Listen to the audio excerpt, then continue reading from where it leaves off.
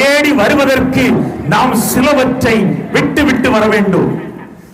இந்த நகோமியினுடைய வாழ்க்கை நல்ல செல்வ செழிப்பாய் வாழ்ந்தவள். அவளை எருசலேமில் தெரியாதவர்கள் யாரும் இல்லை.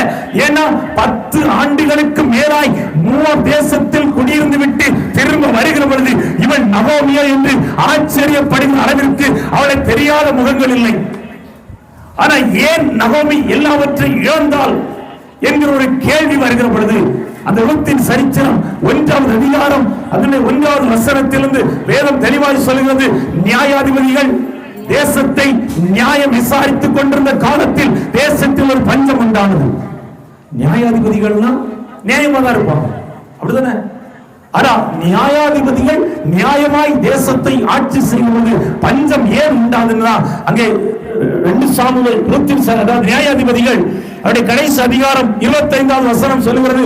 அந்நாட்களில் இஸ்ரவேலில் ராஜா இல்லை, அவனவன் தன் தன் பார்வைக்கு சரி சரி இதுதான் சரி என்று படுகிறதை செய்து வந்தார் என்று வேதத்திலே சொல்லப்படுகிறது. நமக்கு எது சரி படுவதை செய்தோமோ அது இன்னொருத்தர் பார்வைக்கு தவறாக தோன்றும்.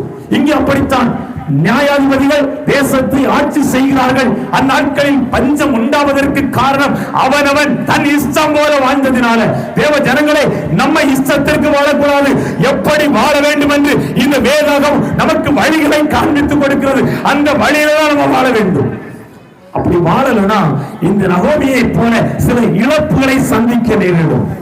அல்லேலூயா. இந்த நகோமி தன்னுடைய கணவனை இழந்தார். இந்த நகோமி தன்னுடைய 2 பிள்ளைகளை இழந்தார். வேதம் சொல்லுகிறது தன்னுடைய கணவனையும் தன்னுடைய பிள்ளைகளையும் இழந்து அவள் தனித்து போகிற பொழுது எப்படி போனாலும் வாசிங்க அந்த 11வது 21வது வசனம். நான் நிறைவுள்ளவளாய் போனேன், கர்த்தர் என்னை. அப்ப போச்சுனா நல்லாதான் இருந்துச்சு. தேவனை விட்டுட்டு போகும்போது நல்லாதான், கெட்ட குமாரன் தன்னுடைய தகப்பனாரை விட்டுட்டு போகும்போது நல்லாதான் இருந்துச்சு. ஆனா திரும்பி வருகிற பொழுது வஸ்திரத்தை கூட இல்லாமல் உரிந்து விட்டு விட்டார்கள். நன்கு கவனிக்க வேண்டும் தேவ ஜனங்களே. இந்த நகோமி தேவனை விட்டுட்டு போகிற பொழுது நல்லா தான், ஆனா திரும்பி வருகிற பொழுது அவள் கரத்தில் ஒன்றுமில்லை. காரணம் என்ன தெரியுமா? அவர் மோவாபில் வாசம் பண்ணினாள் என்று வேதத்தில், இங்க மோவாப் தேசத்தில் வாசம் பண்ணினாள் என்று வேதத்திலே சொல்லப்படுகிறது.